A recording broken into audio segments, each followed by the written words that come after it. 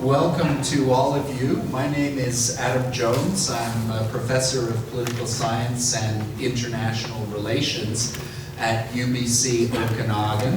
And I'm very glad that you could join us tonight for this panel of distinguished individuals addressing one of the greatest contemporary crises that we confront currently. I'd like to begin by respectfully acknowledging the Sioux Okanagan Nation and their peoples in whose traditional, ancestral, unceded territory UBC Okanagan is situated. And I'd also like to acknowledge that you are joining us today from many places near and far, and acknowledge the traditional owners and caretakers of those lands. Our topic for tonight is perspectives on the invasion of Ukraine, context, motivations, and histories. In this session, we're going to hear from two distinguished historians, their perspectives on Ukraine's struggle for sovereignty and the conflicting narratives provided by both sides of the conflict. We also have a very distinguished scholar of military studies who will be providing a distinctive perspective.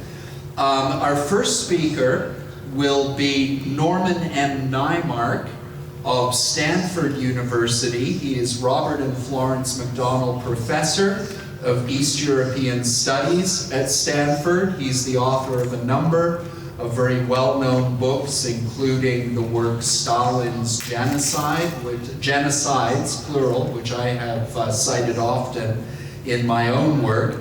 And he will be speaking on the war in Ukraine and its struggle for sovereignty. Our next speaker, sitting to my left, will be Barbara J. Falk, professor of the Department of Defense Studies at the Canadian Forces College, the Royal Military College of Canada. And Professor Falk will be speaking on international institutions, Canada and the Canadian Armed Forces, collective learning to assist Ukraine and support the rules-based international order. And our final presenter will be Serhy Yekelchyk, who is Professor of Germanic and Slavic Studies at the University of Victoria, one of the world's leading authorities on Russian and Ukrainian history. And I assign his very fine book on the conflict in Ukraine to students in my class on Russian and Eastern European politics. I have asked all three of the presenters to limit their comments to 25 minutes. I'll keep an eye on the time and pass on any cautions if we go over that, and hopefully that will leave us with something over a half an hour for questions at the end of the presentations, okay? So thank you again, and without further ado, I will invite our tech specialists to bring in Dr. Naimark all the way from California. Nice to be here.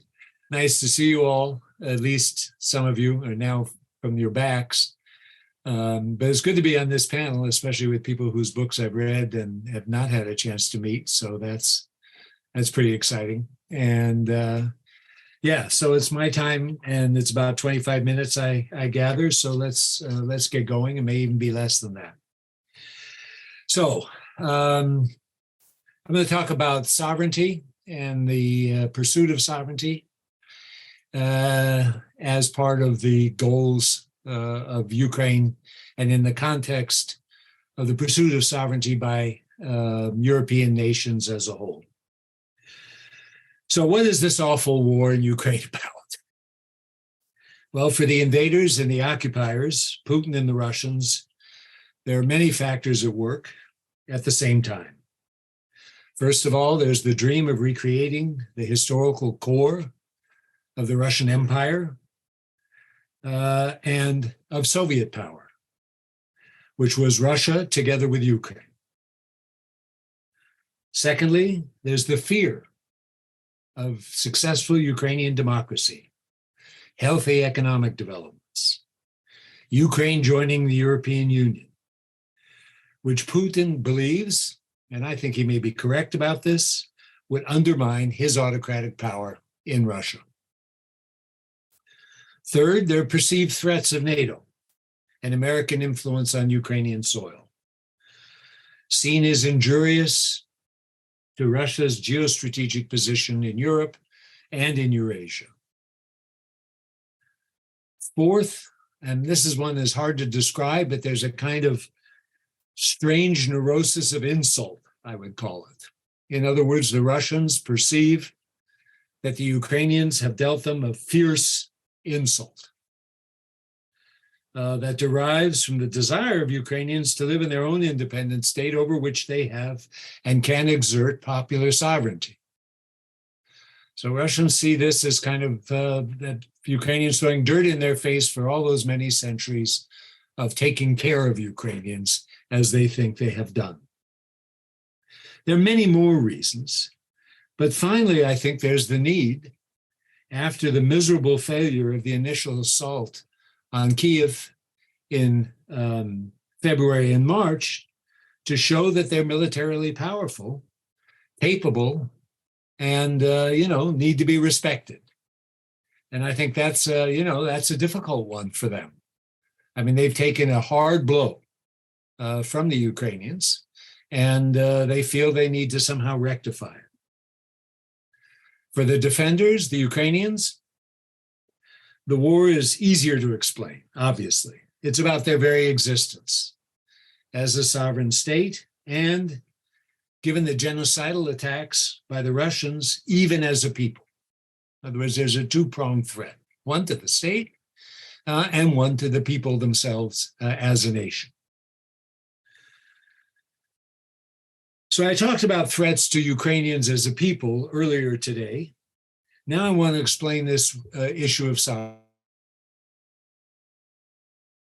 Central to the desire of Ukrainians to defend their land and organize their resistance to the Russian invaders. What does sovereignty mean? Oh, we could spend a very long time going over the historical, philosophical debates about the term. But I'd like to apply a very practical definition, and that is the ability of a state and its citizens to rule themselves without the interference of external agents or foreign powers. There is no such thing as absolute sovereignty, but the state system has been constructed over the past 3 centuries in such a way that and on the basis of norms that protect nations against invaders, occupiers, attacks by more powerful neighbors, and revanchists. Sovereignty is not the same thing as independence, which can be limited in various ways. Belarus, for example, is independent, but not sovereign. At the same time, you can also have sovereignty without necessarily having independence. As suggested, by the way, by some Ukrainian communists in 1990, where they wanted sovereignty over Ukraine, but would remain in some fashion within the Soviet system, realm. The UN General Assembly resolution of last week, which you may have heard about, called overwhelmingly for the withdrawal of Russian forces from Ukraine and reaffirmed, and I'm quoting now, the commitment of the sovereignty, independence, and territorial integrity of Ukraine. And you will know this, first of all, is sovereignty, and second of all is independence, and third of all is territorial integrity. Historically, nations seek sovereignty over their lands and the peoples who reside in them. On the whole, the emergence of modern nations since the French Revolution has seen that efforts to assert control over their own destinies means the establishment of a nation state. Ukrainians have been no different. With the national movement, as we know, that emerged in the first half of the 19th century to foster Ukrainian culture, language, and autonomy, which was generally what the Ukrainians were after early on, within the Russian Empire. That movement was squelched, as we know, by the government in St. Petersburg, by the Russian-dominated government in St. Petersburg, so that by 1863, in the notorious Valuyev Circular, even the printing of books in Ukrainian was forbidden by the authorities. The most prominent representatives of the Ukrainian national intelligentsia moved to Western Ukraine, which was in the lands governed by Austria-Hungary, or by the Habsburgs, which was much more tolerant of the development of the Ukrainian national movement, of Ukrainian language use, and of Ukrainian culture than was the Russian Empire. Ukrainians in the Russian Empire continued to strive for control over their own cultural and national development. But they had to face, as did many national groups within the Russian Empire, in fact, most of them, the growth and influence and also nastiness of Russian integral nationalism at the end of the 19th and beginning of the 20th century. There's an historian of Poland who wrote a book about when nationalism began to hate. And really is what he's talking about is the end of the 19th and beginning of the 20th century.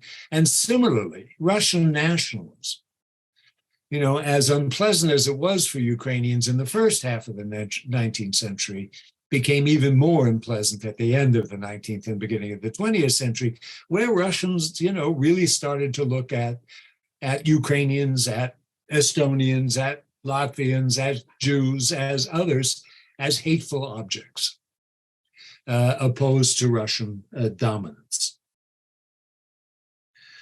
After the Russian Revolution in 1917 and during the chaos of the Civil War, 1917, 1918, 19, even 1920 and 21 during the Polish-Soviet War, Ukrainians were able to exert some control over their own destiny in a series of governments dedicated to the establishment of Ukrainian independence.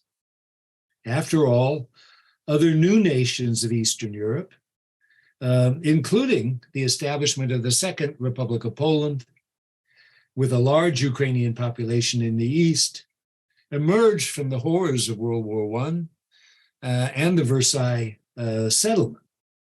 In other words, for Ukrainians, I mean, the Poles, the Czechoslovaks, the Hungarians, Yugoslavs, you know, all were being given the status of nationhood and sovereignty with some conditionality by, you know, the framers of the Versailles Treaty and the associated treaties, while Ukraine was not. And Ukraine, in some fashion, was left out. You know, I think a little bit about the Kurds today as the Ukrainians then. In other words, the Kurds somehow in the settlement of the Middle East, you know, have been totally left out of the possibility of having their own country and their own sovereignty, primarily because, obviously, of Turkey's resistance. And in some ways, the story is analogous, although not the same, with the Ukrainians. You have the Russian Empire and then the Soviet Union to thank for the fact that their right to an independent nation has been denied. That Ukrainian efforts failed to secure Ukrainian sovereignty over their lands, either in the Soviet Union or in Poland, which then contained a big chunk of Ukrainian population, what we call Western Ukraine roughly, was both due to internal conflicts within Ukrainian national community and, of course, to the growing power of the Red Army, which in the end crushed Ukrainian independence in the bud in some senses. This was a real chance, for an independent Ukraine to be created really for the first time. I mean, some would say it was a revival of the Hetmanate in the 17th century. I don't want to get into that argument. But in some ways, to have a really independent Ukraine was crushed. And then the Polish army, did the same. with attempts to form a kind of Western Ukrainian republic centered around Lviv. So, the Ukrainians were not able, in other words, partly out of their own weaknesses, but partly also out of the force of the Red Army, the growing force of the Red Army, one could say, and the Polish army, to establish sovereignty, to establish independence and then sovereignty over their own affairs. Soviet policies in the 1920s of Korenizatsiya, of indigenization, helped rejuvenate the Ukrainian sense of cultural and linguistic unity. In contrast, it's sort of ironic, a paradox in some ways, that the Soviet policies of the 1920s were much more, if you want to call them liberal or tolerant of Ukrainian national developments than were the policies of the Russian Empire at the end of the 19th century, which, as I said, in the beginning of 20th, which were really quite hateful when it came to dealing with Ukrainian strivings of Ukrainians for their own cultural autonomy. But this rejuvenation, petered out, died, and was murdered in some ways in the so-called Stalin Revolution of the late 1920s and early 1930s.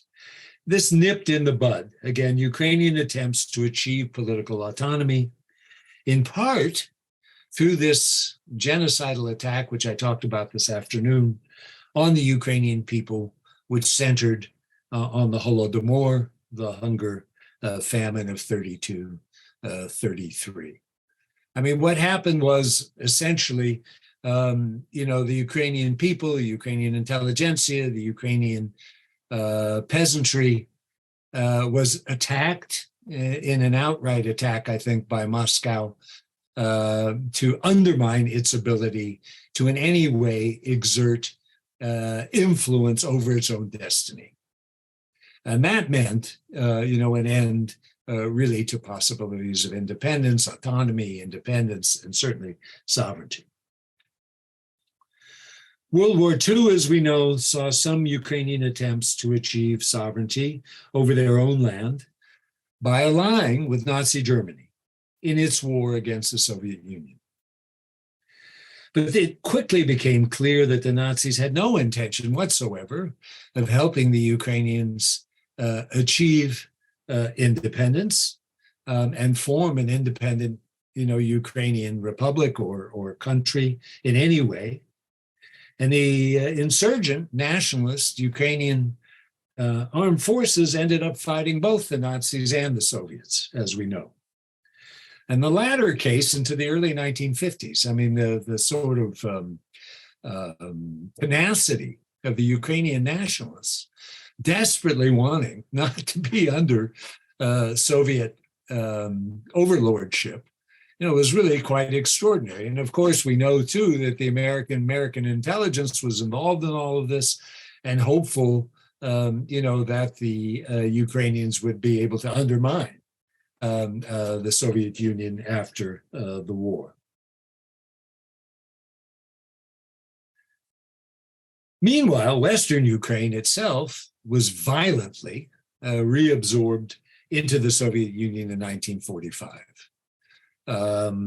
After the initial seizure and incorporation of its territory into the Soviet Union already in 39-41. So you have this terrible double whammy that's imposed on Western Ukraine, really cutting the society to bits, deporting large numbers of people, killing others, and putting others on trial. It was really a nasty, and then sort of collectivization, right, which happens at the same time, which Western Ukraine had not experienced at the beginning of the 1930s.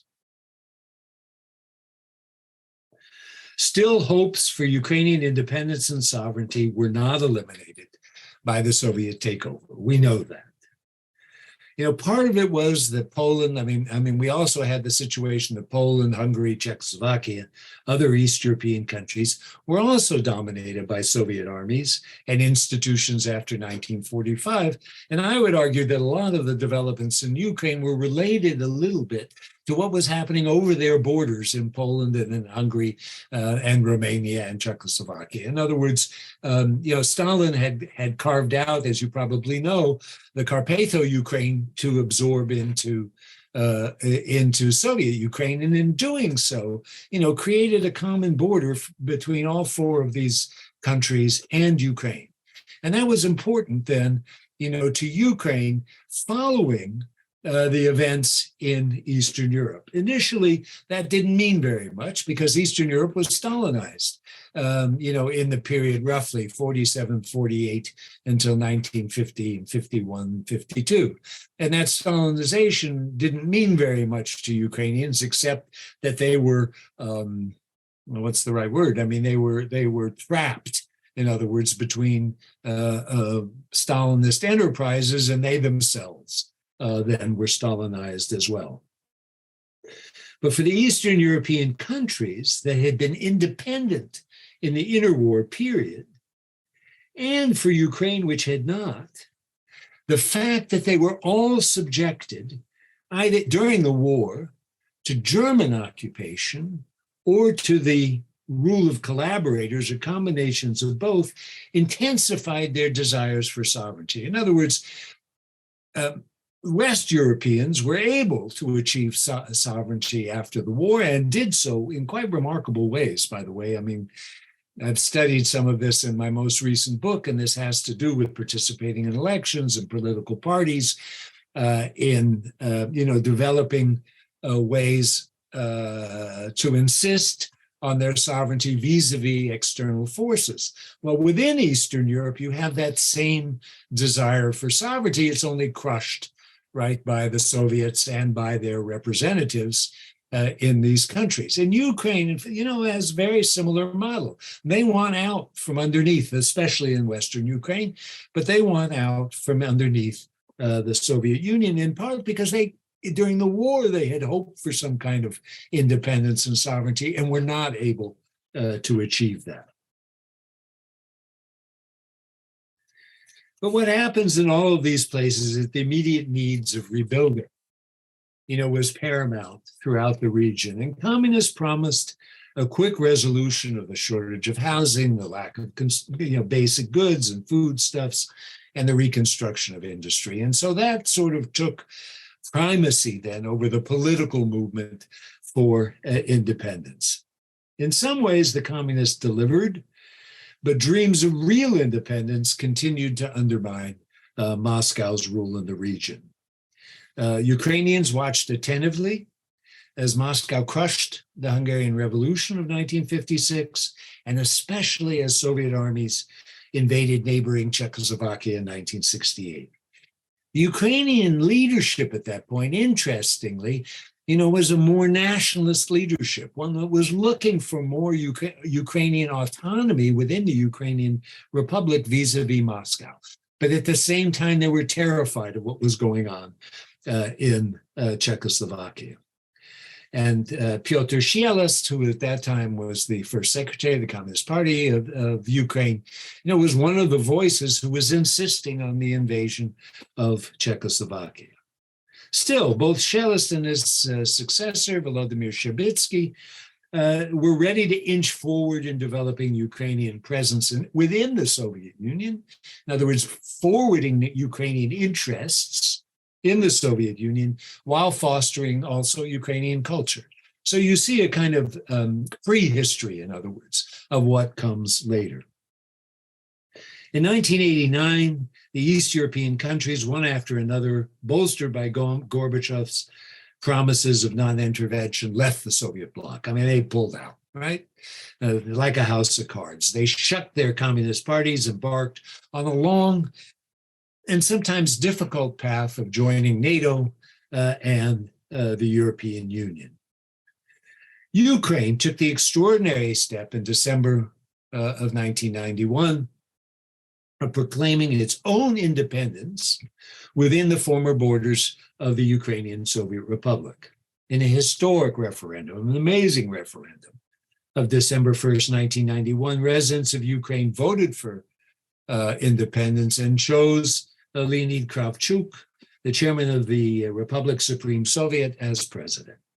An astonishing 84% of eligible voters went to the polls. And by the way, this reminds me again of what happened after the Second World War, where people in Europe who were desiring sovereignty turned out at the polls. I mean, it's an embarrassment to Americans who barely show up, at under 40%. Over 90% of the participants, including many non-Ukrainians, cast ballots for independence, including, by the way, Donbass and Crimea, both of which voted for independence. Just as in Eastern Europe, the path to establishing a sovereign government in Ukraine was difficult and twisted. I mean, it took the Orange Revolution in 2004, Euromaidan 2013 and 14, to mobilize the Ukrainian nation to action on behalf of its ability to control its own destiny. Now, there was too much, as you know, there was too much sort of problems with the political parties, with oligarchs, with corruption. Ukrainians had given up their ability in some ways to rule their own country by the fact that it was taken away by their elite. But the mobilization of the Ukrainians then, especially 2013-14, challenged Putin's attempts to control Ukraine and turn it into a dependency of one sort or another, if not integrated into the Russian Federation itself, which I don't think was his goal, at least not then. Then there came this February 24th invasion, which failed. And the war goes on and may for a very long time. But Ukraine is changed forever. The war has greatly accelerated the creation of a politically unified and culturally vibrant nation, something that the Ukrainian national movement dreamed of, in the beginning of the 19th century. And equally something that was feared by Imperial Russia, by Soviet Russia, and by the post-Soviet Russian Republic. In that sense, Ukrainians have won the war. Russian aims have been defeated. Now they need our help to defend their sovereignty, which will be very hard to do in face of this military challenge from the East. The last empire on the European continent is, we hope, experiencing its last gasps. In that case, Ukraine will have completed the late 20th and 21st century round of creating democratic and sovereign nation states. Thank you.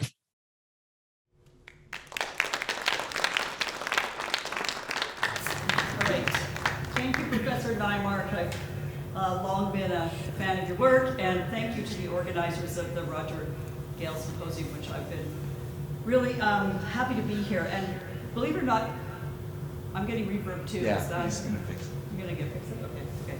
Kelowna is actually my hometown. I grew up here. I left in 1980, so it's always nice to come back. I'm not going to comment on the success of Ukrainian troops in the last year. I work at a military college, yes, but I'm not an expert in the operational level of war. But if you want to know someone that is, I'll recommend someone for you. Rather, what I'm going to do instead is I'm going to unpack some of the assumptions that maybe we held on February 23rd of last year. And because military colleges and militaries generally are very much lessons learned cultures, I'm going to maybe talk about some of the lessons we've learned. And my manual is looking at me. I need to hold it up higher? Okay. And I'm going to look at what some of the relevant international institutions, I'm not going to focus on the UN because I don't think the UN's been terribly effective, but I am going to talk about NATO and the European Union. And then I'm going to conclude with some comments on what Canada has been doing and what I think Canadians need to know about what your military is doing overseas right now. So I've got my assumptions learned, lessons, or assumptions, right, wrong, lessons learned. I've got a list of 10. I think I've watched too much David Letterman a long time ago. Yeah, see, I got a laugh from somebody else who's my generation. Okay, the first assumption is not so much a lesson in a truism, and this builds on Professor Neimark's comments, and that the war has deeply, ironically, unified Ukraine. This should not be surprising to us because war has long been a source of identity. And with conflict, we see not only impressive social resilience and societal resilience, and that's long been talked about, but we see a resurgence of civic-based nationalism. And I think this is very interesting, not nationalism necessarily based on language or religion or ethnicity, but to the state, the idea of the state and the sovereignty of Ukraine, and to European values. And I think you can draw a line from the Euromaidan through to the war to the present day on that.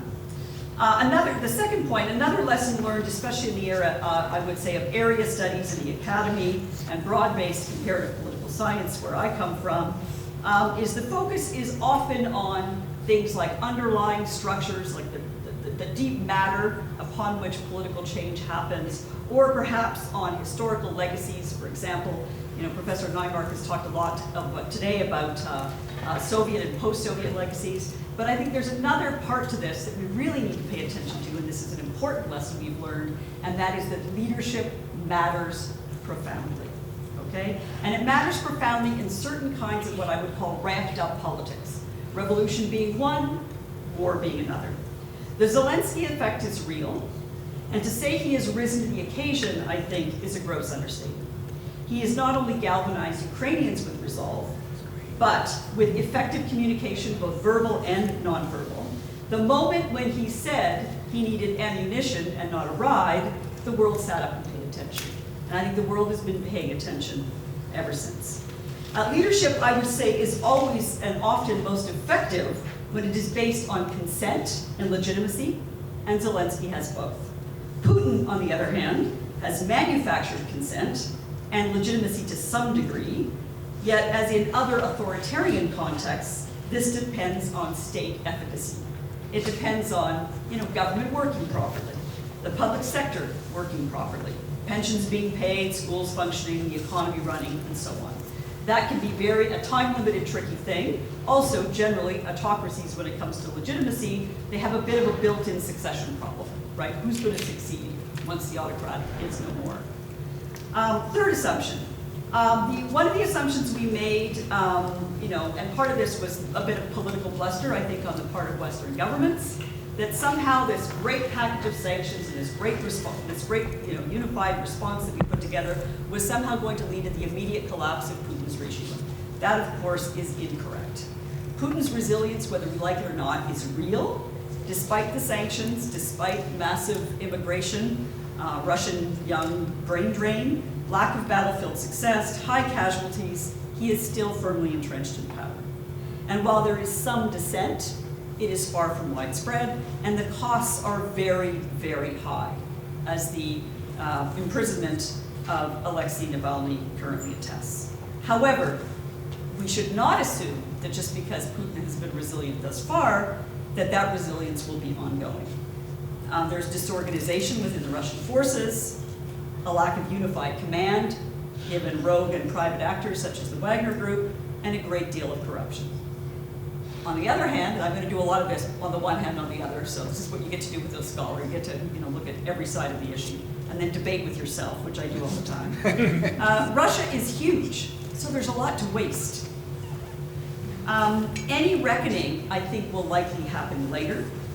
Putin is not experiencing an immediate or even a short-term threat to his regime at the moment. The mis- and disinformation about the United States and the West is long-standing. It's not just of recent vintage, I mean post-February 24th last year. And there's enough kernels of grievance that Putin can exploit and catastrophize about for a domestic audience. And I would also add that there's a kind of willful blindness, at least on fairly large segments of the Russian population, in terms of what is actually happening. Not to mention there's a fair amount of whataboutism. What about American industries profiting from the war? What about Russian security needs? And then there's fatalism and suspicion about Western motivations. potentially to intentionally provoke or humiliate Russia. So there's enough churn there that can be used within the Russian media and will continue to be used within the Russian media. I do believe at some point, and maybe this is a bit naive on my part, but I do believe at some point the truth will out, or at least a series of counter-truths. There's a parallel to World War I here, I think, and by the way, historical parallels are never perfect. It's just it's an inkling, it's a rough comparison. The initial enthusiasm was huge, but dissatisfaction and state collapse, eventually revolution, took 3 years. Even Soviet protest regarding the invasion was not instant. I'm talking about the invasion of Afghanistan as a parallel. Perestroika and glasnost made possible the casualties that were going on in Afghanistan, but that too was hardly the only source of grievance in the late 1980s in the USSR. So things take time in a country so big, with so much state capacity and so many state resources, and natural resources, to be clear. The fourth incorrect assumption, and this is somewhat related to the one I just said, but I guess I'm milking it for all it's worth, and that is that the sanctions would somehow immediately bite and spell an end for Putin in the short term. It's important to remember that sanctions are not missiles. And I think in Canada particularly, we'd really like that to be the case, but it's not the case. Sanctions can force, weirdly, a kind of autarky, which can be actually useful economically in the short term in terms of diversification and intensifying growth. We saw this, for example, in South Africa in the 1970s and 1980s. Sanctions can even encourage resilience in the face of scarcity and limits. But it alone cannot stop war or cannot be a decisive factor. However, the price of going it alone is high, and Putin right now is not going alone. He has China, he has India, he has other sources of markets to both import and export from. Putin is not an economist. He probably doesn't likely understand the long-term implications of an import substitution policy in a largely globalized economy, and the dependence even indirectly of the Russian economy and Russian extractive sector on global markets. To be sure, Russian economy, however, has been less affected than Ukraine's economy because of the war. Next incorrect post-war Cold War assumption. I'm now on number 5. We thought the better and more robust democratic regimes could be brought about by some kind of strategic deployment of nonviolence. I call this the 1989 effect. It's really important that we not see the current conflict through this lens. Ukrainians did much to push their country towards the path of democratic consolidation. First, of course, as Professor Nymark has indicated, in 2004 with the Orange Revolution, 2013-14 with the Euromaidan. But the result was an old-school invasion of Crimea and the Donbass. The results are even more uneven elsewhere. If you look in the wider global context, if you look at Hong Kong, if you look at Iran, if you look at the failures of the Arab Spring, okay? We in the West would really like to believe that more 1989s are possible. I, more than anybody, I've written a lot on this, but right now it does not seem to be possible. The evidence is sadly to the contrary.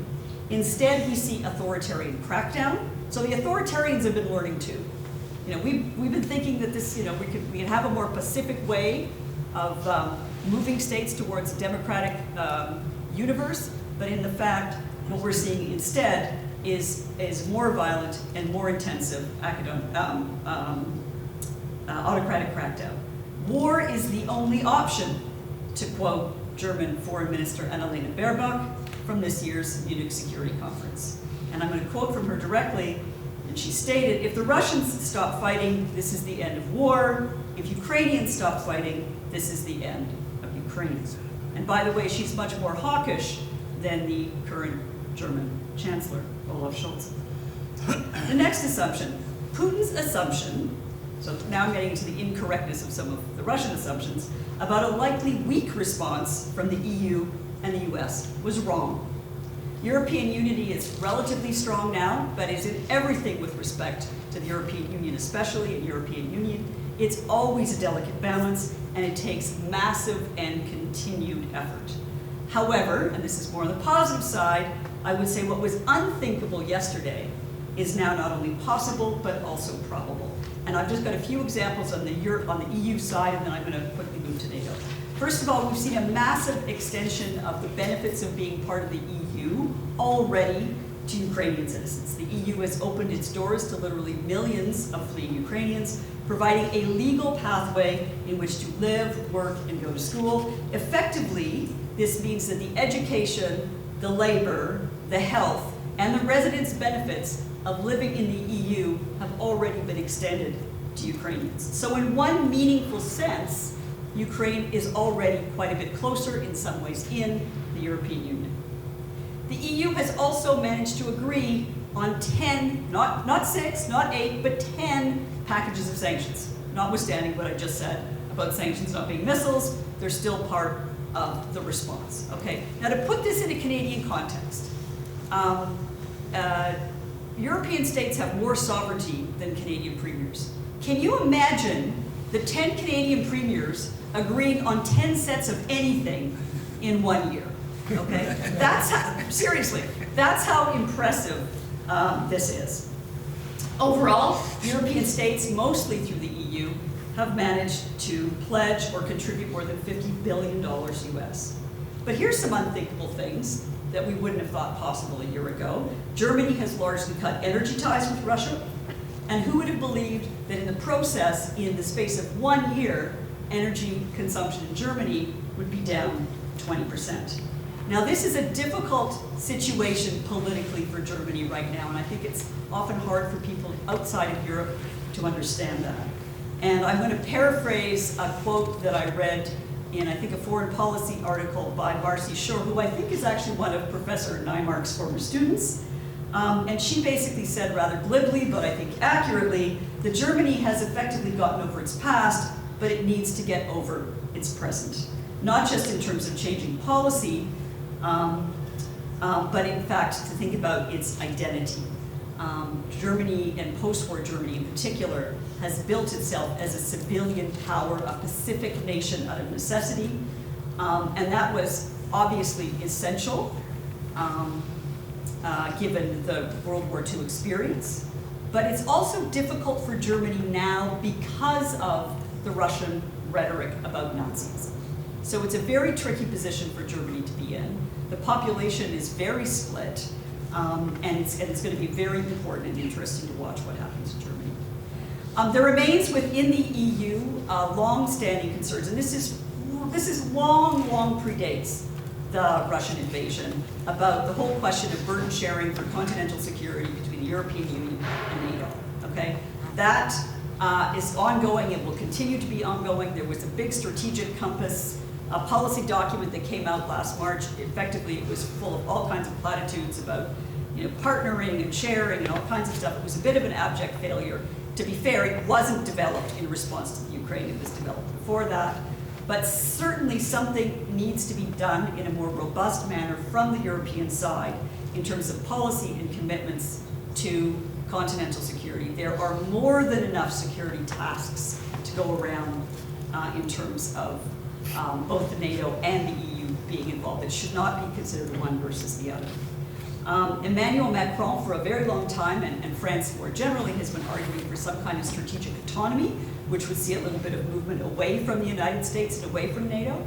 I like the position now taken, particularly by the Finnish government and Finland and Sweden together. They have spoken more about strategic responsibility, which is more about the Europeans stepping up in partnership with a larger, Western cohesive universe that will include NATO and, of course, the United States and Canada.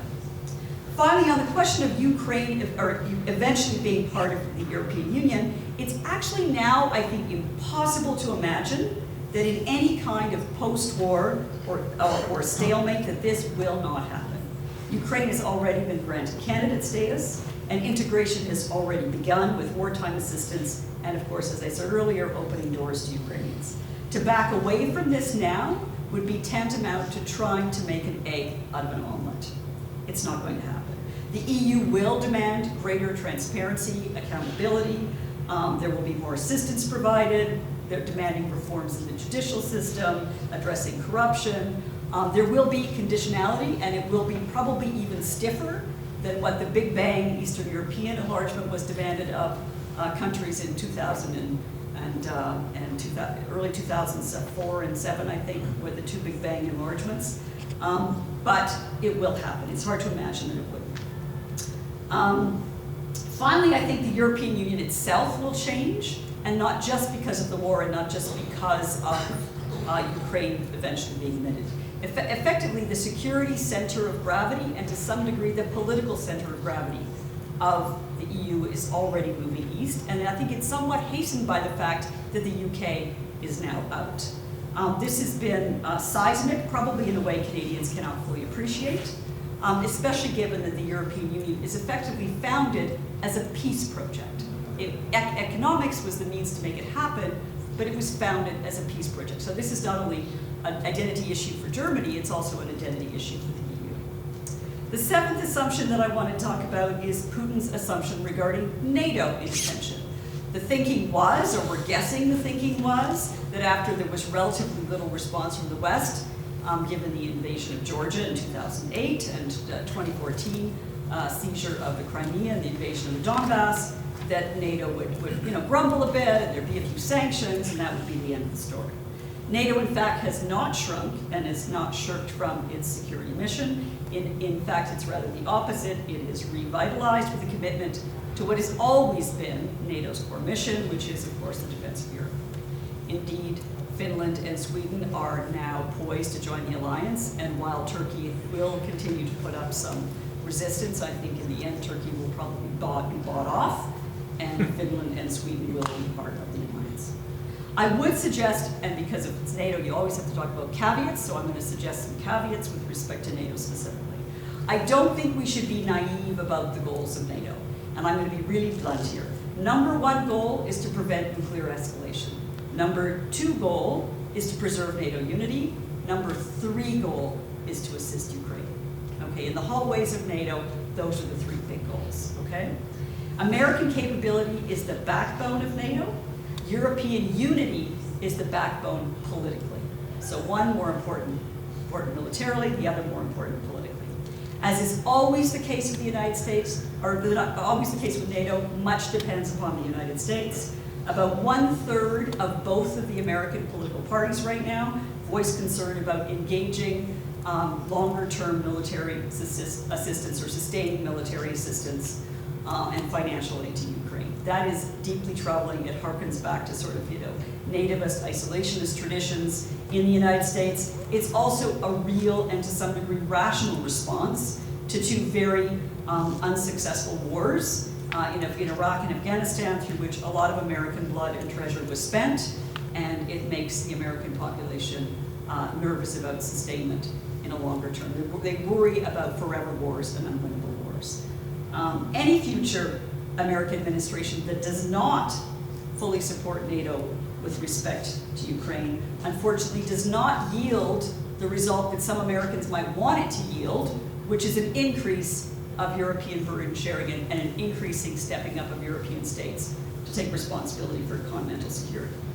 In fact, US hesitation or pulling back, I would argue, has the opposite effect, particularly with respect to Germany, because Germany very much needs American backing in order to maneuver domestically. We saw this most recently with the whole debate about the Germany giving the Leopard tanks to Ukraine. What really broke the logjam there was Americans stepping up and providing the Abrams tanks. So those things needed to happen together to make the German leadership feel more comfortable. There will be a rebalancing in NATO, just as there has been in the EU. And to some degree, as with the EU, it's already happened. More than a decade and a half of Baltic state warnings were unheeded. The previous tripwire defense in Latvia has been bolstered with more equipment, personnel, and capacity. The dramatic expansion of Polish military spending and military forces means that it will be a commanding regional player. And by the way, this is a really illustrative comparison to Canada. So Poland has got about approximately the same population of Canada. Now, obviously, Poland is in a more dangerous neighborhood than we are, but we share about the same population base. They have a military of about 150,000, set to grow to 300,000. That they're committed to doubling the regular Polish forces. They're also increasing their military spending up to 3% of GDP. NATO only demands 2%. Canada is at about 1.4, 1.5%. Okay, so this is a really interesting thing. And if assuming some level of battlefield success for Ukraine, you'll either have some, maybe not in NATO, but some kind of partnership agreement. You'll see a situation where you have two really strong, powerful militaries, one very effective in battle testing on the eastern side of Europe. So this is going to rebalance the security equation within Europe. Okay, my eighth, how am I doing for time? Do I still have a few minutes left? I got 3 more things. Go quickly. Quickly, okay, I'm going really fast. I'm just going to go into the headlines, and if you want the detail, we'll do it in budgets. The challenge with both NATO and Europe, or European Union, is that we were not prepared for sustainment for a protracted war. I mean, please understand that the West has collectively become the arms suppliers for Ukraine. That's really hard to sustain. The speed at which the war is eating up personnel, materiel, ammunition, artillery, equipment is phenomenal. We need to signal both on the North American continental side and on the European side, like multi-year private sector defense contracts to the tune of billions and billions of dollars to continue to assist Ukraine if this war is winnable. That's a really difficult sell. And by the way, just because Ukraine has done a really good job defending itself so far does not mean that victory is easy or around the corner. They have far fewer options for further advances. The Russian way of war will continue to be to throw mass and volume, and by mass and volume I mean human bodies at the problem. The Russian military, however, is not good at delegating authority. They do not subscribe to mission command the way NATO forces do and the way Canadian forces do. We empower our lower level commanders to do what they need to do to execute the mission. We hold them accountable, but it means that they have much more tactical and operational maneuverability than Russians do. That's why you saw these generals at the front, because nobody could take a decision, right? We don't know what ending the war will look like. And my final point on the lessons learned piece is we don't even really know what nuclear deterrence means in the future, so I'm kind of ending on a bit of a scary note. Does the Cold War doctrine of mutual assured destruction still hold? We simply don't know, and we can't assume that that will be the case in the future. Okay, can I spend a few minutes on Canada's response? I don't think so. No, okay. I will save Canada's response for questions. If you want to know what your military is doing and where it's doing and what we politically talk too much about and what you should know more about, I'm happy to talk about that. Sounds Any awesome. questions? Thank you.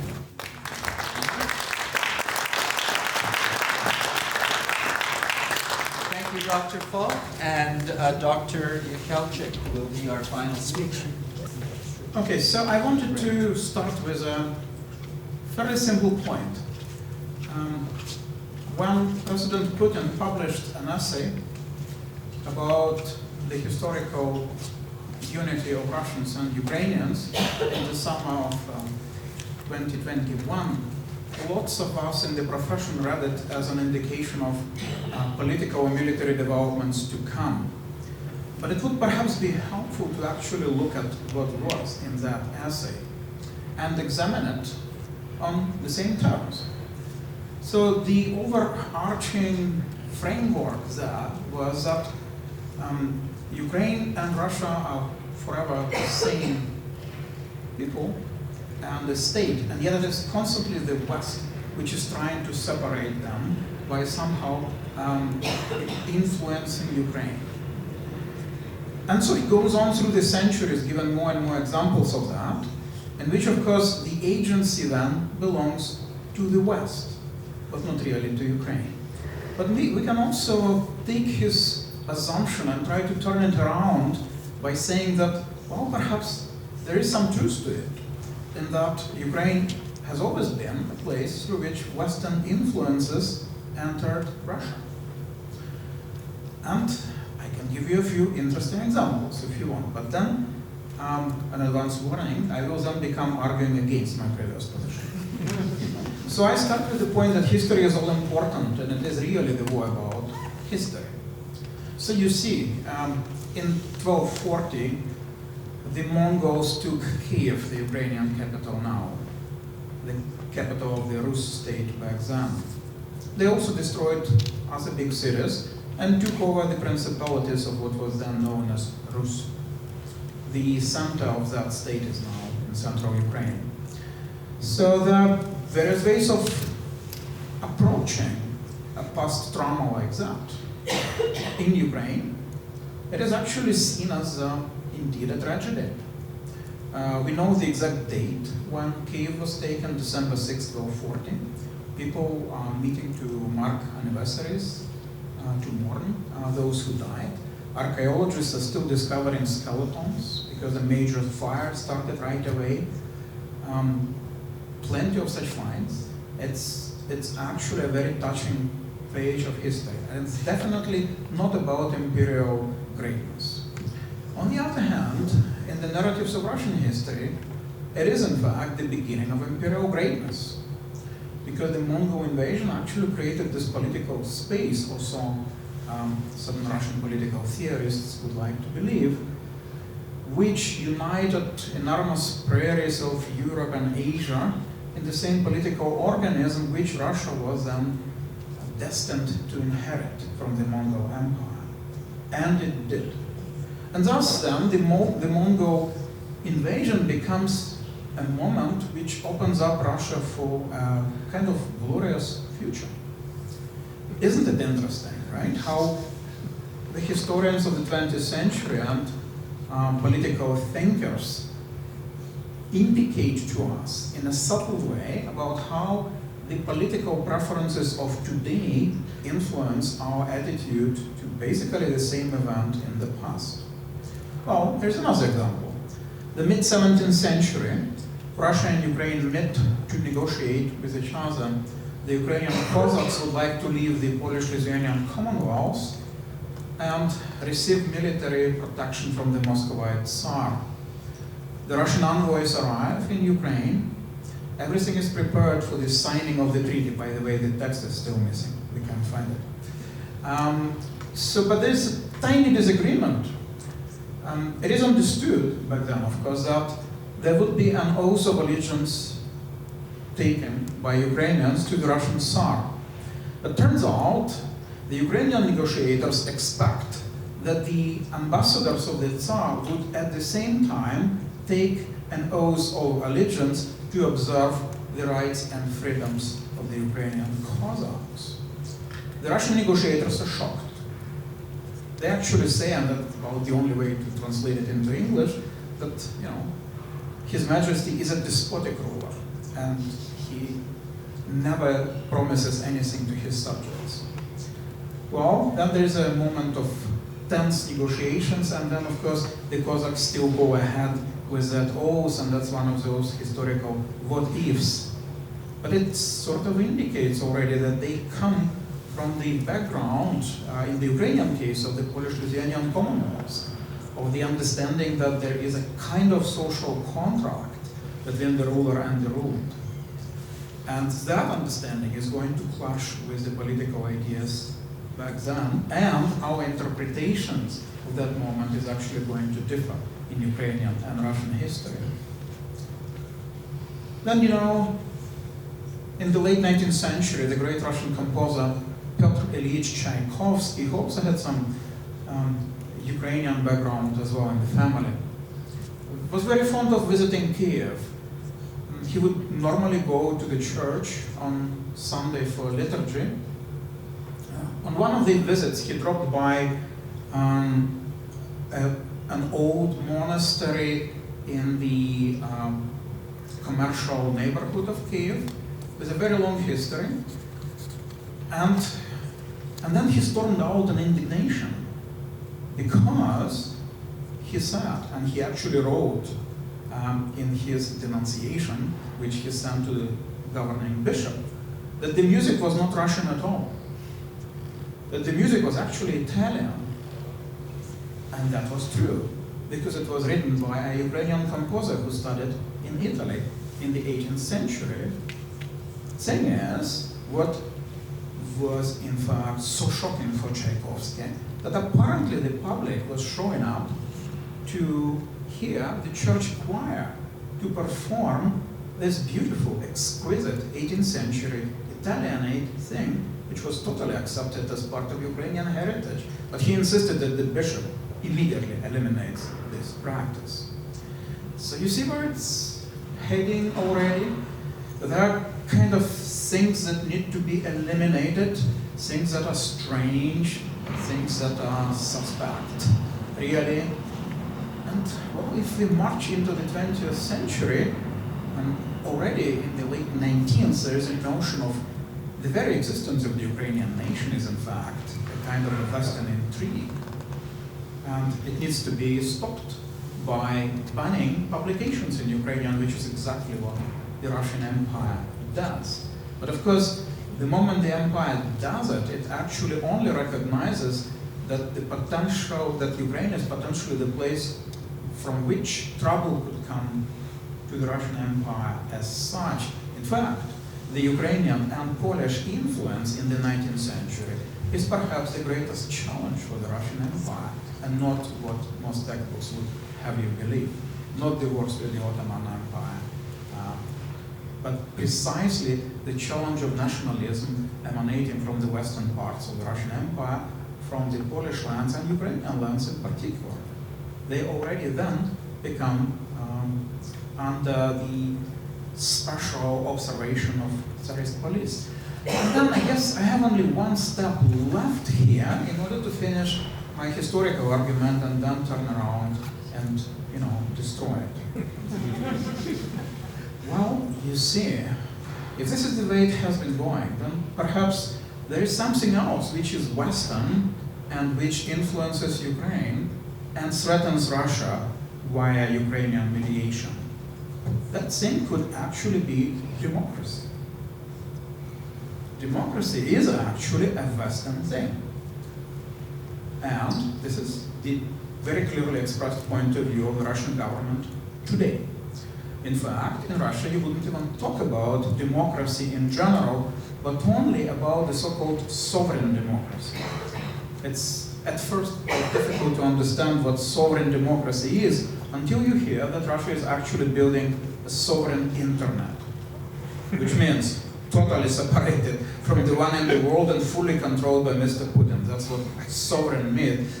And here, of course, I follow up on Professor Neimart's excellent lecture on sovereignty, but basically saying the way this term is used by the Russian authorities today. Okay? So you see, if this is the case, then perhaps it's not really about history, or not just about history. Because when the conflict started in the Donbass, when the Russian government assisted in a separatist rebellion and fueled this war with the so-called volunteers and the arms, sociologists could still do research on both sides. That's before the major invasion of 2022. So the sociologists went in and started polling people on what differences they would have. And back then, in fact, the military on both sides normally spoke Russian. So there was no linguistic or religious or anything. These days, the military is switching more to Ukrainian, which is, of course, a very important choice, but I'll come to it in a second. But then the only real difference the sociologists could see was, in fact, in attitude to Stalin. Isn't it interesting? Okay. And the Soviet past more generally. Because, as it turns out, history does matter in a major way, but it is the way we build our attitude to history and our collective memory that actually determines our own political position. So you see, if Stalin is promoted by media and school curriculum, it sort of fits very nicely with Mr. Putin's rule. So there is a reason for that.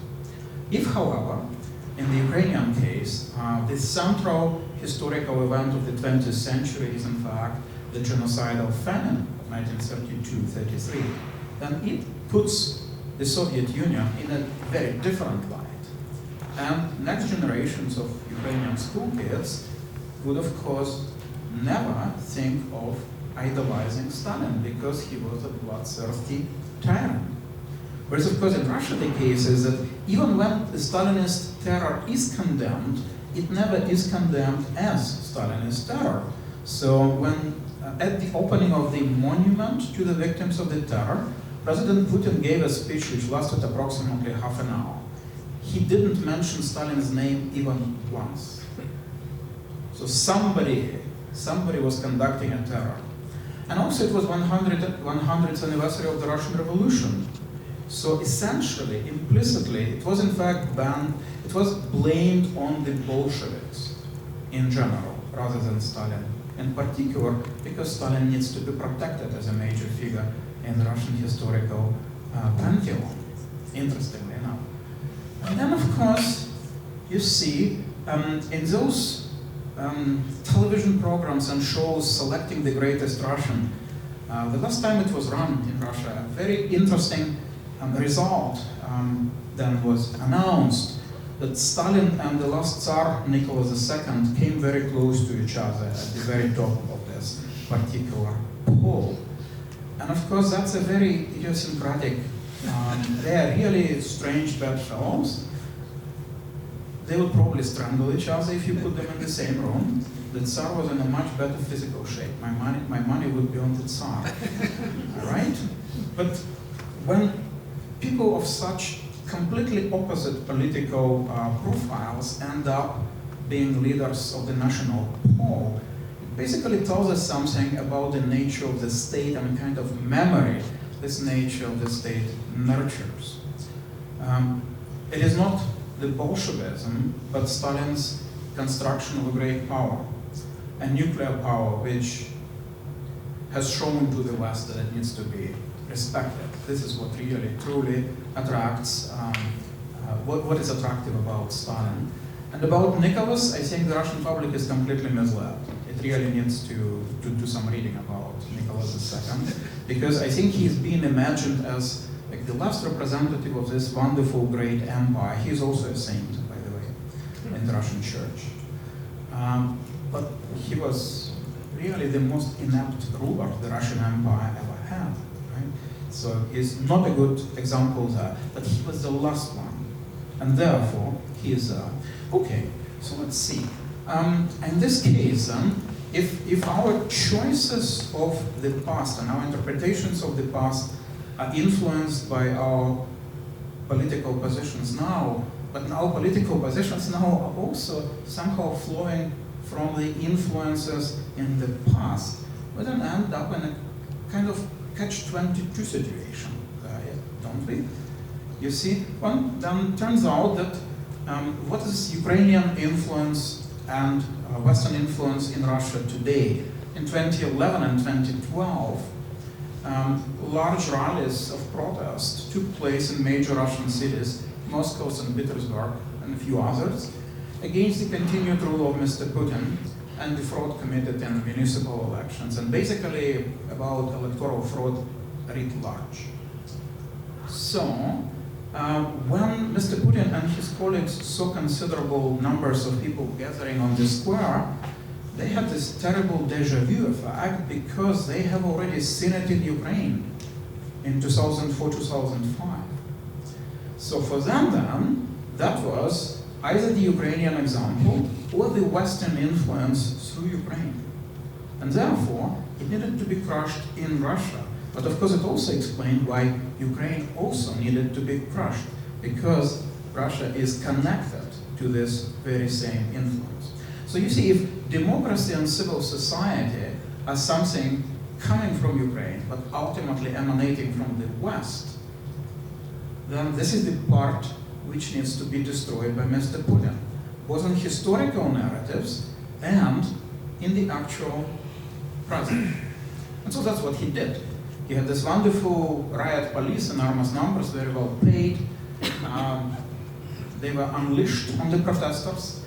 The protesters, by the way, came from all kinds of backgrounds, and left and right and whatever, you name it. My graduate student was there. He's actually German, but he grew up in East Germany and speaks perfect Russian.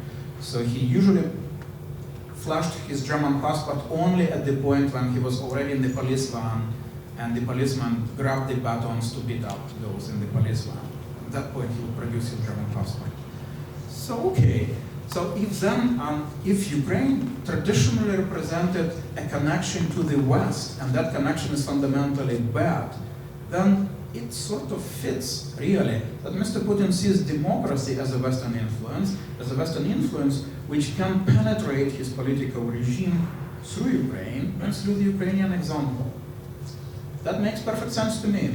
But it also means then, and I don't really like saying this, it also means that the war which is taking place now in Ukraine is actually not the war between the West and Mr. Putin, the way he wants to present it, not the war between the NATO or the European Union or the world against him, but it really is the war against his own society at the same time. So you see, the problem is that when attacking Ukraine, he attacks in Ukraine what he is most afraid of in Russia. So he thought he managed to atomize the Russian society. They cannot demonstrate that you can only stand holding a tiny poster. If your shoulder is too close to the shoulder of the person next to you, you're already a group with all the criminal implications of being a group. He eliminated all the platforms for organizing dissent. No oppositional media, no real opposition. Even internet is now being limited. At some point they wanted to ban Wikipedia. I don't think that went too far, but the intention was that. But it's so difficult to stop people from seeing the example next door. But I have to say, it really upsets Ukrainians. It really does. Because every time there is a progressive Russian figure who says, we are against the war, in principle. And maybe we are even going to live in Ukraine at some point, and all the good progressive Russians would move into Ukraine, and it would become a new Russian dream. And then the reaction in Ukraine, of course, is right away to that.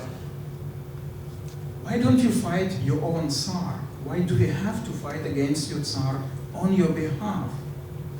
Because ultimately, it is a fight in which Ukrainian civil society is taking up a major challenge. Everybody realizes that the Ukrainian state is weak, right? Let us not be fooled by Mr. Zelensky's impressive performance in front of Western media. He was not particularly popular before the invasion.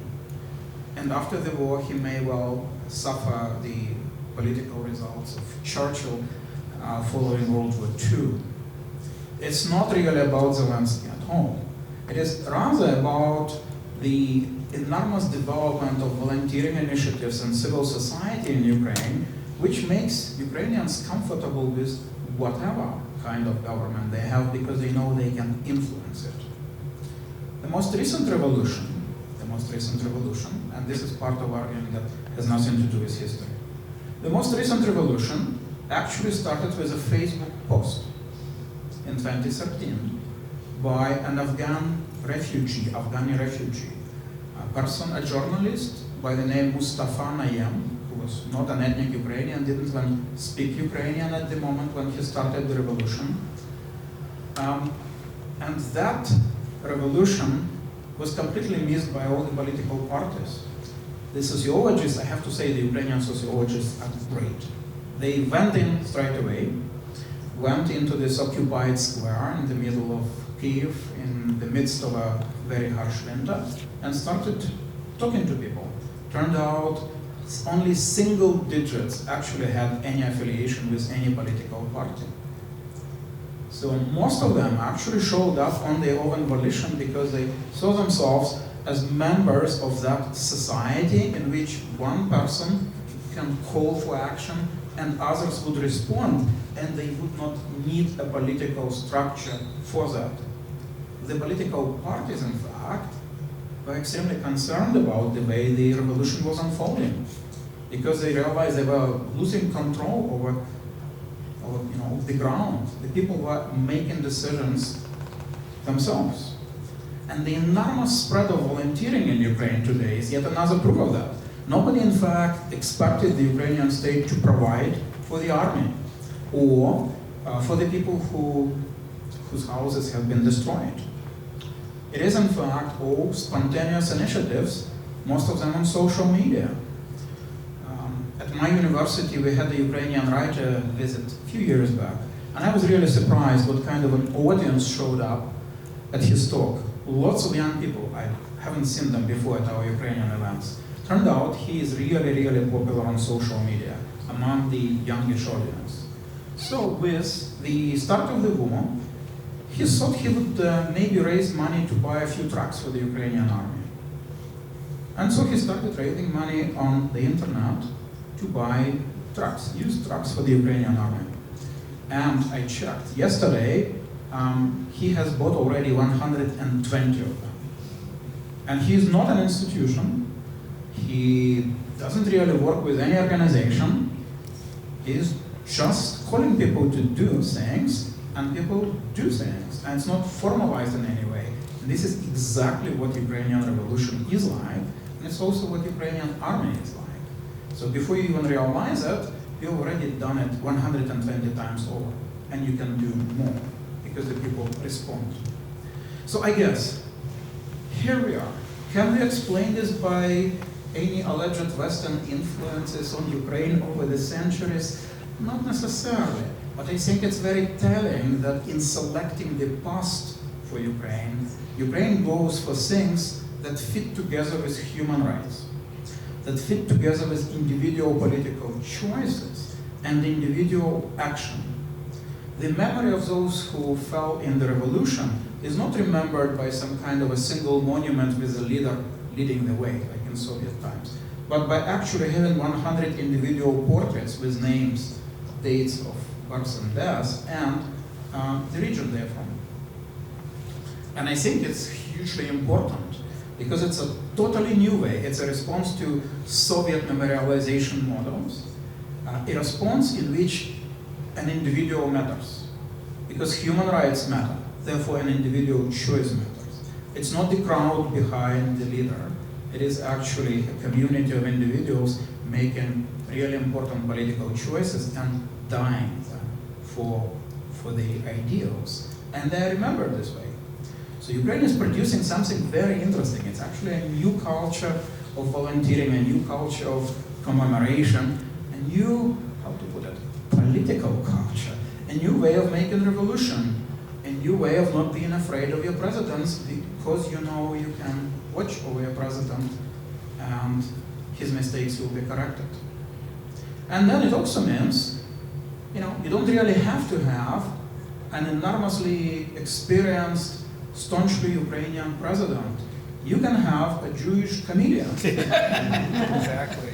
Yes, because the society is actually quite sure of its own resources. And indeed, when eventually, in his early stages, in Zelensky's stages, when his team would commit some missteps, immediately there would be an outcry on social media, and he's so attuned to what is on social media. So he would immediately reverse those steps and follow the advice of the social media. So it's actually working beautifully.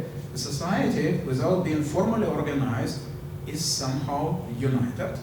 The social media is all it really needs, and therefore then, the society would like to see a president who does not come from the system, but who is actually an outsider. So he comes in as an outsider, and he becomes a perfect war leader. And the irony is, that was probably one consideration behind Mr. Putin's decision to attack Ukraine, Plan A, landing a few paratroopers in the center of Kiev, and the regime would collapse. Didn't work out. Plan B, having 200,000 troops to quickly take over central and eastern Ukraine, and then maybe fight a little bit with Western nationalists. Didn't happen. Now I think they're already on Plan D or something. Whereas for the Ukrainian society, it has always been that particular plan everybody is familiar with. There's a post on Facebook, you grab your voter and you grab your protest gear and you run to the square. Or you go on and volunteer for the army.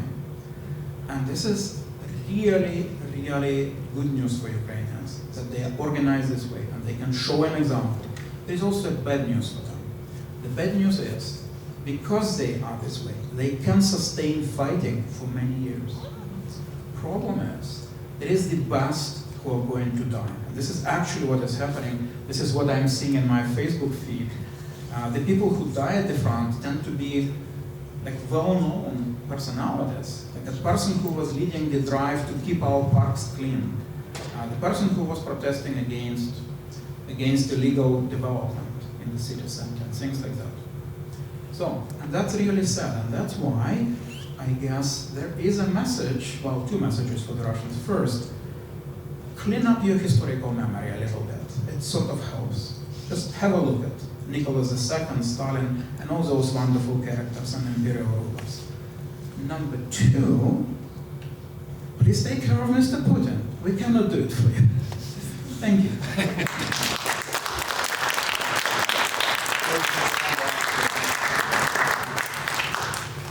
Thank you very much. We're running slightly behind schedule because of the tech issues to begin with, but we do have 20 minutes or so for questions and comments from the audience, and I would just invite you to raise your hand and we will distribute a mic around. Gentleman over there. She's coming over, sir. In retrospect, is there anything that Ukraine could have done to prevent this war? Or was there past leadership that didn't take the strategic planning? Could Ukraine have prevented the war? I'll open that. No. I would agree. Well, historians of the 20th century have some examples to point out. That appeasement of dictators just doesn't work. So you try to appease them and then they turn around and grab what they wanted and then they start another war. And I think there is a very clear understanding, and this is, by the way, the reason why we get such high polling numbers on the question of whether Ukraine needs to fight until the victory. Over 90%, 93, 97, because I think there is a widespread realization that it's not up to Ukrainians. It really is that unless you defeat Mr. Putin in such a way that is seen by his domestic audience as a shameful defeat, which ideally would happen during the economic crisis, which ideally would coincide with transition of power from Mr. Putin to whoever, that could perhaps present an opportunity for the Russian society to reclaim its positions. It is not about Ukraine. Ukraine can just keep fighting, essentially. Yeah, I would add we're in kind of a weird situation militarily, in that really since World War II, we haven't really had this thing called unconditional surrender. The last time we had unconditional surrender was, the Nazis, right? And pretty much every major conflict we've had since then has either been kind of a stalemate, or there's petered out, or we've had some kind of low-level insurgency. But the idea that, and it's kind of basic, right? The idea that the winners agree to be winners and the losers agree to be losers, which is kind of what unconditional surrender is. We don't really have that anymore. But I think Ukraine is actually forcing us to go back to that, because it's precisely what you said, because the war won't be done unless it's done, and it's not really about Ukraine in that sense. It is a much wider principle at stake. Is there anything that Ukraine could have done to prevent the most recent conflict, in your view? No, I think that's what Serhy said as well. This was not a conflict that they chose. They wanted to have. They even thought was coming. I mean, my friends, at least in Kiev, thought the same thing I did. Even after intelligence told us all these people were on the border and they were ready to invade and stuff like that, I didn't believe it. Neither did my friends in Kiev. And I don't think the Kiev government actually expected it to happen either. So, no, there's nothing they could do to prevent it. This was a Putin-generated event. So thank you for the lectures today.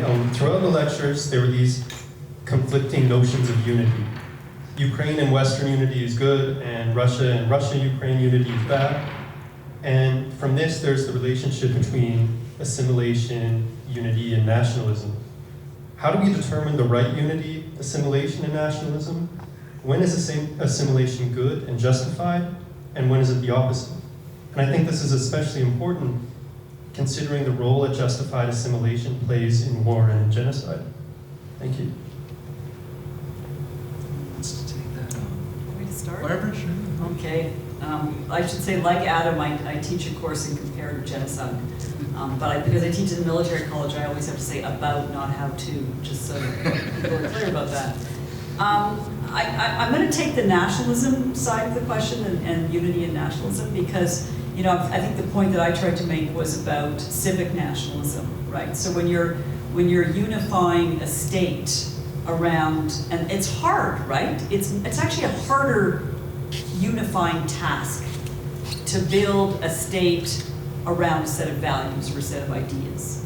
It's much easier, frankly, historically, to build a nation around, you know, ethnicity and language, and, you know, it's kind of more motherhood and apple pie. It's an easier thing to do, you know. It was much harder to create Canada, the United States of America, than it was to, you know, create some states based on ethnicity or nation, right? The trick with ethnicity and nation is that implicitly in who's in is the question of who's out, right? And when the question of who's out becomes a security threat, then it can lead to very nasty places. You know, ethnic cleansing, mass atrocity violence, even genocide, right? If civic nationalism is defined in such a way that everybody gets to be part of the political community who subscribes to a particular set of values, then you've built in an insurance policy against the processes of othering. I agree with what's been said. The only thing I would add is that, you know, nationalism is not always a bad thing. You know, nationalism is a mixed bag. Again, I think I told you there's this book, When Nationalism Learned to Hate, but there's also a nationalism that doesn't hate.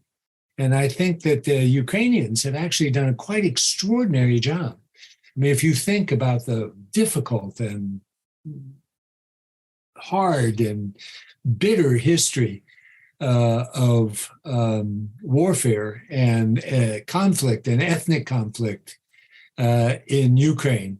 I mean, I think it's Yaroslav Hrytsak who said, you know, in one of his books, between 1914 and 1945, every second Ukrainian man died and every fourth Ukrainian woman, something like that, in these conflicts and famines and things like that. So what the Ukrainians have done a marvelous job at, I think, you know, as best I can tell, is trying to create, you know, a unified nation that allows for assimilation, but also allows for identity. In other words, that Tatars or Jews or others can have their own, and Russians can have their own identity within Ukraine. It's harder for Russians right now. But, you know, as we all know, there are lots of Russian-speaking Ukrainians and Russian-speaking Russians and Ukrainophile Russians. You know, so it is this kind of mixed bag, yet the nation itself has been formed in such a way, especially since Maidan, but even within the last year. I mean, the acceleration is extraordinary. You know, every nation is in the process of formation. And, you know, whether it's Slovaks or Czechs or Poles or Americans for that matter, you know, and this formation in the Ukrainian case has gone extraordinarily quickly over the last year. So I would say, you know, that assimilation is working. Forced assimilation is a bad thing. I mean, I think that's worth saying that's not a useful thing. But assimilation, allowing people to live as they want to live, is the right way to go about this. I agree here with Professor Neumark. Indeed, nationalism can actually be a productive force. It can help build civil society. If we are talking about an open political community in which no hate is being cultivated, we are not going to idealize Ukraine. I'm sure there is racism, there is anti-Semitism, like in all other societies. There was this bizarre episode when a few drunken guys in the evening wanted to have a chat with a black guy walking on the street, and they didn't realize that he was an Olympic wrestling champion, in addition to being a member of the parliament, right? So it's kind of didn't work too well for them, right? So there are such things, of course, as in every society. But I think what truly matters is that there's a shared political project. And I think the sociological research recently has shown that it is based on the acknowledgement of the importance of Ukrainian culture. So when you ask people about the importance of the Ukrainian language, the overwhelming majority says it is very important. When you ask them whether they actually speak Ukrainian, they say no. But it is very important, and increasingly more of them would speak. And of course, this is not a uniquely Ukrainian situation, because really it is, to some degree, decolonization, right? It's like Ireland and Scotland discovering the past. Universities have now bilingual websites. It's like Aboriginal languages being revitalized. It's acknowledging the countryside, which was subject of genocide and exploitation and such. Rethinking the relationship between modernity and nation. And in this respect, it actually is a progressive project. It's a decolonizing project. And so I'm not at all concerned that the majority still doesn't speak Ukrainian, but I'm really happy that the majority says it is an important symbol of our nation. That's where we stand now, I think. Over here. Yeah, sorry. I guess I have two questions, but keep it brief. The first one's regarding, a lot of you guys talked about the importance of leadership within the Ukrainian side. So then my question would be regarding Professor Falk's verification of the assumptions within the war, would be like the leadership within the Russian side. If we think that the normal assumption would either be Putin's war compared to like a Russian war. So if we think that, what kind of role how significant is Putin within the war? And if you think that it's going to be, if another leadership were to obtain within Russia, would it be continued through the new leadership, or is it just merely a Putin's war? And then my second question is regarding Canada within Ukraine. What can Canada learn from the Ukrainian war regarding its military capabilities? Professor Falk, you've mentioned it regarding comparing it to Poland, that essentially Canada's kind of falling behind, especially if you see NATO's reliance on the US and the US, I guess, division within the US regarding diminishing the amount of support they're providing to NATO. So what kind of lessons can Canada learn? Is it going to have to improve its military, which will ultimately lead to further assistance within NATO? I'll defer to my esteemed historical colleagues to talk about Putin, although I have to say I get really annoyed when people say Putin thinks this or Putin thinks that, because, part of me thinks it's a fool's errand to think we can crawl inside any leader's mind. But on the Canada part, it's interesting that you said what Canadian leadership and what Canada's military should do. I mean, part of it is, I think, what Canadians need to understand about what their military is already doing. And to be fair, we historically live in a relatively fireproof house. 3 nations, a Pacific border with the United States, and so we don't have a lot of enduring security concerns, right? So we can survive, even in a self-help universe, relatively easily. And our military is small. I mean, I like to tell Canadian audiences, are you aware your entire military regular force fits inside the Sky Dome in Toronto? Okay, think that one through. So next time you say, the Canadian military should do this, or the Canadian military do that, keep in mind, that's the group of people we're supposed to, the right force is just shy of 70,000 people, okay? So fine, some of them would have to stand up back to back on the floor of the Sky Dome, but they would all fit there, okay? But I think Canada is, and I don't want to get into like the virtue signaling of both parties, because I think, both major parties do that.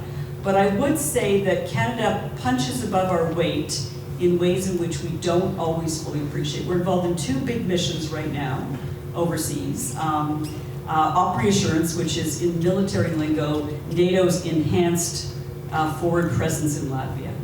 Canada leads that. We lead the battle group, and that was not necessarily going to be renewed. Spain wanted it. We got it again in 2022, and that's a multinational force. We also have a brigadier general and Canadian staff officers attached to the headquarters. And that's the kind of thing that Canada does really well, participating in headquarters operations.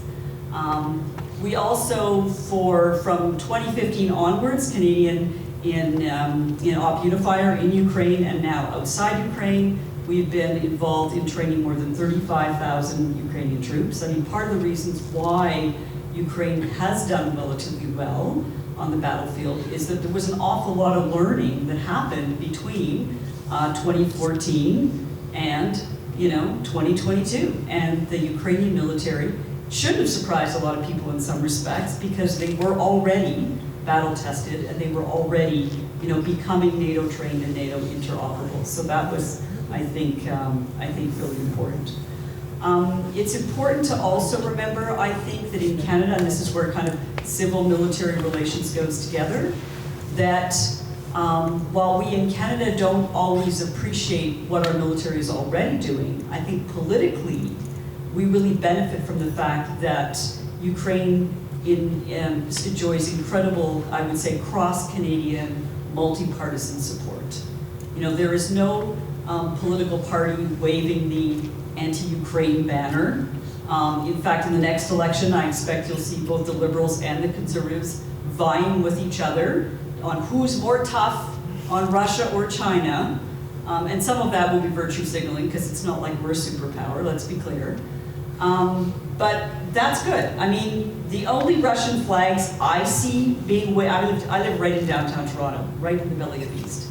And the only people I see waving Russian flags are this little small group of COVID crazies that demonstrates once a month along Bloor Street with an interesting collection of political messages. So they're down the same mis and disinformation rabbit hole.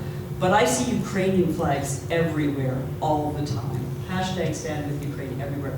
And that's no matter where you travel in Canada. It was extraordinary that the Ukrainian-Canadian Congress organized rallies for the first anniversary of the war in more than 40 cities. I think you could probably confirm that.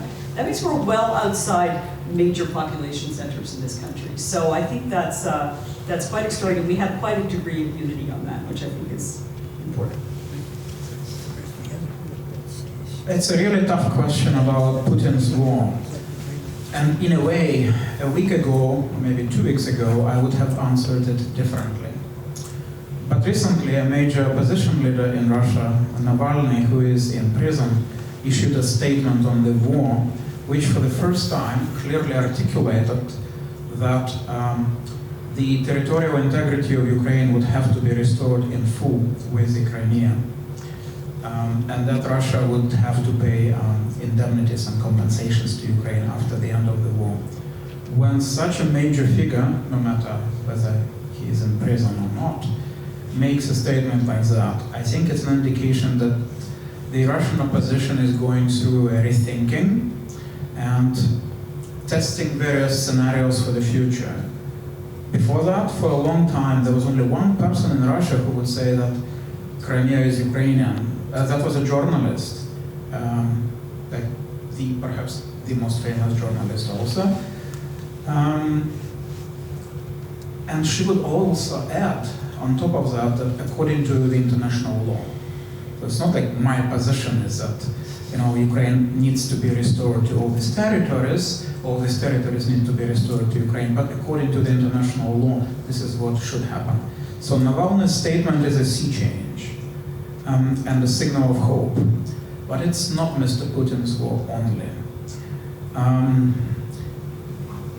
Russia never really had to go through the exercise of coming to terms with its imperial past. There was a very brief period in the 1920s when the Bolsheviks were trying to explain to Russians that they had been running an empire and it's now time to empower the minorities. That project didn't last for too long. There are essentially several generations of Russians who grew up to think that this is their empire. They're entitled to have that empire. And it's going to be a long and painful process, and of course, we no longer have unconditional surrender. And these processes, best work when, as in the German case, when the entire educational system is basically geared towards coming to terms with the past, right? And of course, other empires went through a very difficult time dealing with colonial past. France went through a very difficult period in the 50s and 60s, and it really takes a lot of time. And I have to say that both myself and lots of my friends and relatives in Ukraine now have people on the Russian side with whom we no longer on speaking terms. And I never thought it would come to that, but it did. And so when you speak to a person who is perhaps a relative or a former friend, or you studied together, and this person just basically tells you all this Putinist propaganda. Are you still alive? That's a signal that there is more than Mr. Putin that will have to be, that we'll have to deal with. And by the way, there will be a role for Canada in that as well. Canada actually has an issue with Arctic sovereignty and the Russian kind of plans to assert their presence, right? So, Again, they all fit in the sky dome. It's a problem. didn't they order 6 icebreakers, like really small ones, the military icebreakers? I think one of them visited Victoria recently. Apparently 5 more on order or something. Canadian defense defense policy is a long history of broken promises. I would take even a tiny icebreaker, as long as it is an icebreaker. Great, can I put a little bit of Professor Nonmark, would you like to conclude the evening with some a response to that question? Let me just say I'm something of a pessimist about Russia right now, and a pessimist in the sense that I think Putin is in control, and that the alternatives, all of the alternatives, whether they're on the left or on the right, whether they're more liberal, whether they're more autocratic and nasty vis-a-vis Ukraine, simply don't have much of a chance. I mean, he controls the FSB, and much of the recent literature on the FSB makes it clear that they are controlling Ukraine, or they're controlling occupied Ukraine. And they had a lot to do with the invasion as well. And what that means is it would be very, very, very difficult, for alternatives, to pose themselves to Putin, whether it's Navalny on one side or Prigozhin on the other. It's my fear is, and I'm not sure what you think of it, but my fear is this war is going to go on for a very long time, and that people are going to grind themselves down, and that eventually there'll be some kind of ceasefire. And, you hope that comes sooner versus later. I mean, Ukrainians, as you know, talk about victory, and, God willing, there will be victory, but my own view of it is that's very, very unlikely. Now, it doesn't mean, we couldn't wake up tomorrow and Putin couldn't be removed, when somebody new could be put in. I mean, that happened with Khrushchev. I'll never forget that. I mean, I'm old enough to remember when that happened, and we woke up and, it was all different, and no one really understood what was going on. So that could happen too. We don't know, as one of you mentioned, we don't know a lot about what goes on inside of the Kremlin and how this all works. But like I said, I'm pretty pessimistic about alternatives. The other thing I would say is that, hundreds of thousands, 500,000, we think, roughly, Russians have left Russia. Among them, the most liberal, the most informed, the most, capable people who would be ready and able, to do something in Moscow. I mean, Ukrainians get mad at them a little bit for some justification. Why don't you stay home and fight? But the problem is there's no way to do that without getting thrown into prison. And so in some ways it was silly for Navalny to go back. I mean, he should have stayed in the West and fought, from the West. Now, the problem, again, among the immigration, the people who have left, is there are a lot of disagreements between them. And there's a lot of internal struggle, I mean, how the Russians and immigration should present themselves. I mean, this is something that goes back again into the 19th century, where if you study the Russian immigration in the 19th century, you also had fierce disagreements about various factions within the immigration. So I'm not very hopeful, I confess, about some kind of change in the Russian situation. And Putin, you know, I mean, he may be sick, who knows? And may die, who knows? But for the immediate future, that's not happening. And not only that, I'm sure within the KGB, I'm not KGB, I'm sorry, FSB, it's different, hierarchy, they're already ready for whoever might come next. Thank you very much. We are out of time. I'm very grateful to all of you for coming along to this public session of the Roger W. Gale Symposium. I'd like you to join me in a round of applause for our three presenters. And could I also thank for their excellent assistance today, Liana Knesevich and Perla Villegas Diaz have been exceptionally helpful in putting this event together. So a round of applause for presenters.